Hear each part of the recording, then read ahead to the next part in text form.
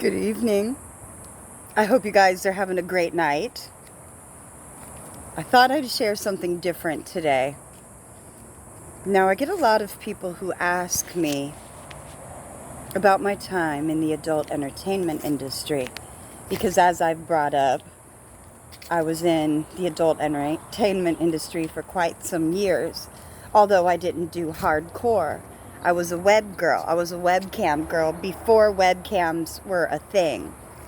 Way back when AOL was still cool. Way back when people were still using dial-up. Way back. So, like I said before, I used to have webcams in my home. I had a 900 line. And I had a whole different type of clientele fetishes. So let's talk about some of the interesting fetishes.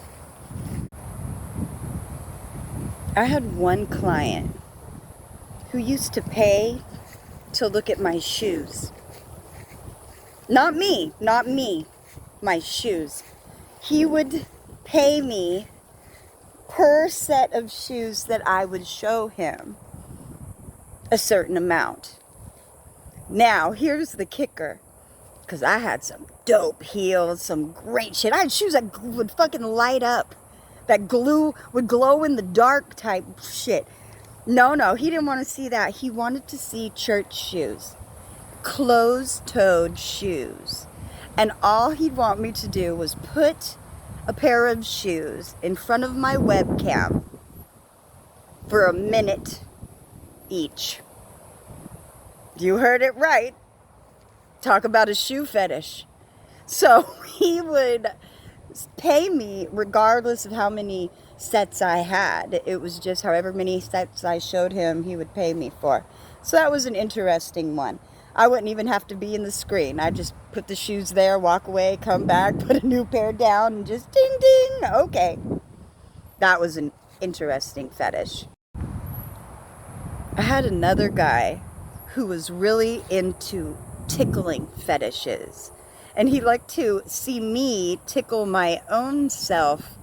I had one guy who used to pay to watch me sneeze.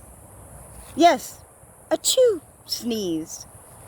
But it couldn't be no fake sneeze. No. He wanted to see the real sneezes. He would do things like, say, get pepper, make yourself sneeze. And he would pay, I forgot how much it was at the time, but it was like $10, $15, something like that per sneeze.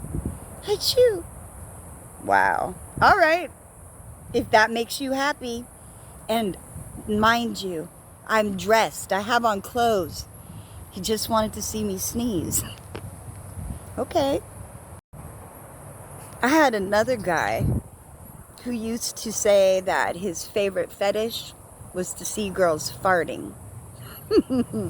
So he would pay just to hear the sounds that we make every day. A lot of these people liked to be humiliated. That was an interesting thing. And most of the people I dealt with were high-level professionals that were business owners. And I'm not going to say anything else on that because that's besides the point. Point being, really, most of the high-powered men that I would deal with, the ones that were in the multi-millions, they would like to be dominated and controlled.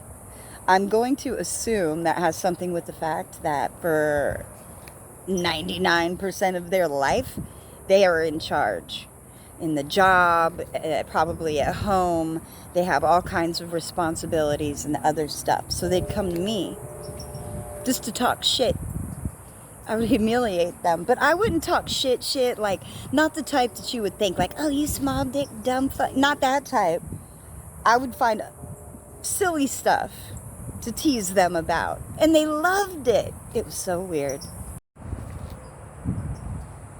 Since I had a 900 line, I could adjust the pricing any way I wanted. Sometimes, if I was feeling nice, I'd charge $1.99 a minute. Then if you were a certain other type of person, I might charge you $199 a minute. Just because. I had one person, I made him pay $100 a minute to sit on the phone and listen to me breathe. That was it. And he was happy to oblige. I had one high-powered client who was one of my favorites. He liked to be, like, I guess a financial dominatrix is the closest I could think of to the wording of what he liked. What I would do is I would make him a weekly budget for his lunch. How much money he could spend that day for his lunch. Now, if he goes over the amount that I gave him, he was to pay me $100 per penny. Like, during the week on average, say, because he was a businessman, I would give him a budget and say, you could spend $60 today for lunch. Show me the receipt. Today you could spend $17.99. So one day, I didn't know this, he had a really big business meeting and I gave him a budget of less than $4. I can't remember exactly, but it was like $3 and 17 cents or some shit. I don't remember, but it was a really odd number. And he was like, how am I supposed to do that? And I have clients today. I said, I didn't give a shit. Go to Taco Bell. Better run for the border or run for your wallet. Which one you want to do? He went over on his budget that day and he paid me a lot of money for going over. But here's the thing. He gave me so much money that I didn't feel comfortable and I gave it back. I told him it was too much money. And I told him I would take part only. I don't know. I just couldn't do it. I'm not an asshole. I just can't take someone's money like that. I just can't. I had probably 4 or 5 regulars who would call me twice a week. And they would pay generally $3.99 a minute or whatnot to hear me talk to them about what I was doing in school. Because I was in trade school at the time. And I have an eclectic background. So with my different schoolings and educations, a lot of the time they would say, tell me about school today. What did you learn? And I would sit there and study and they would pay me. Some of these people helped pay for my courses, my clothing that I had to wear, because I had to wear scrubs to work, to school at the time, to school. They covered my study material. I spent a lot of time talking to these people about regular shit. Yeah, I know you hear hoes and stuff talking about that. Now, I've never been a hoe, but you hear all the time hoes talking about how, oh my gosh, this guy just wanted to talk. I believe it. I'm telling you, I believe it, because when I was just doing cam shows, people would pay just to talk. It was crazy. Yes, this was me on a fucking porn call. The 3 stages of hair growth. Oh, let me tell you. Anagen, catagen, and telogen, baby. What? I can see him on the line now. I'm over here going C6, H12O6 plus. Never mind. I'm about to give the whole cellular respiration formula while showing my. Never mind. Some of these men I would just play stupid games like Truth or Dare with. Make them do silly stuff like run around their house naked with a boa. Feathers, not a constrictor. One time, not at band camp, one time there was a gentleman who I made put on a wig, put on lipstick, stand on his head, and stick a champagne bottle up his.